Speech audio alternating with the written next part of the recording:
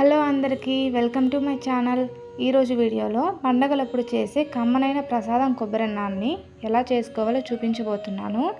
ఈ కొబ్బరన్నం చాలా రుచిగా ఉంటుంది. ఇంట్లో పూజలు వ్రతాలు ఉన్నప్పుడు ఇంట్లో వాళ్ళకి చేయాలన్నా, దేవునికి నైవేద్యంగా పెట్టాలన్నా క్విక్గా చేసుకునే రెసిపీ. ఫస్ట్ దీనికోసం అరచిప్ప దాకా కొబ్బరి చిప్పను తీసుకొని ముక్కలుగా కట్ చేసి కొబ్బరి ముక్కలను మిక్సీ జార్లో వేసుకొని కొద్దిగా వాటర్ వేసి మెత్తగా గ్రైండ్ చేసి ఇలా కొబ్బరి పాలను అయితే రెడీ చేసి పెట్టుకోవాలి. స్పూన్తో కనుక ఇలా ప్రెస్ చేస్తే కొబ్బరి నుంచి కొబ్బరి పాలు అనేవి సపరేట్ అవుతాయి అన్నమాట.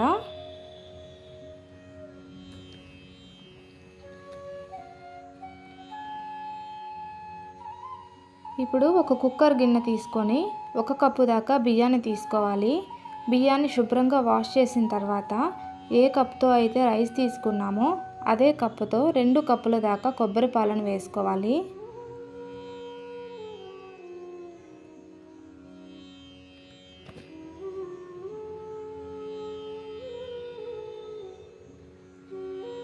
కొబ్బరి పాలను వేసిన తర్వాత రుచికి సరిపడా ఉప్పు, 1 టీ స్పూన్ దాకా ఆయిల్ వేసి కుక్కర్ మూత పెట్టేసి మీడియం ఫ్లేమ్లో 2 విజిల్స్ వచ్చేదాకా ఉడికించుకోండి. ఆ తర్వాత స్టవ్ ఆఫ్ చేసి ప్రెషర్ అంతా పోయిన తర్వాత మూత తీసేసి రైస్ మొత్తాన్ని కూడా ఇలా పొడి పొడిగా చేసి పక్కన పెట్టుకోండి.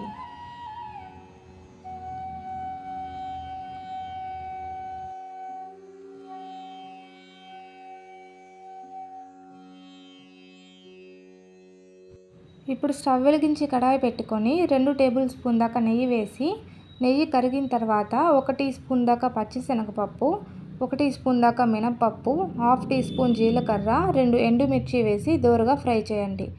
ఇవి వేగిన తర్వాత 1 టీ స్పూన్ దాకా మిరియాలు, కట్ చేసి పెట్టుకున్న జీడిపప్పు పలుకులు 1 టేబుల్ స్పూన్ దాకా వేసుకోండి.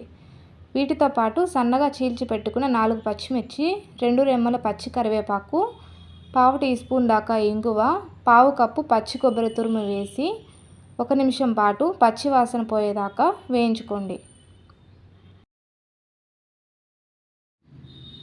ముందుగా ఉడికించి పొడి పొడిగా చేసి పెట్టుకున్న రైస్ను కూడా యాడ్ చేసి మిక్స్ చేయండి. ఇలా రైస్ వేసిన తర్వాత మీడియం ఫ్లేమ్లో 2 మినిట్స్ వేయిస్తే సరిపోతుంది. అంతే, కొబ్బరి అన్నం రెడీ అయిపోయింది. మీరు ఈ ఫెస్టివల్కి తప్పకుండా ట్రై చేయండి. ఈ వీడియో నచ్చితే లైక్ చేసి షేర్ చేయండి. అలాగే ఛానల్ని సబ్స్క్రైబ్ చేసుకొని నోటిఫికేషన్స్ ఆన్ చేసుకోండి. Thank you.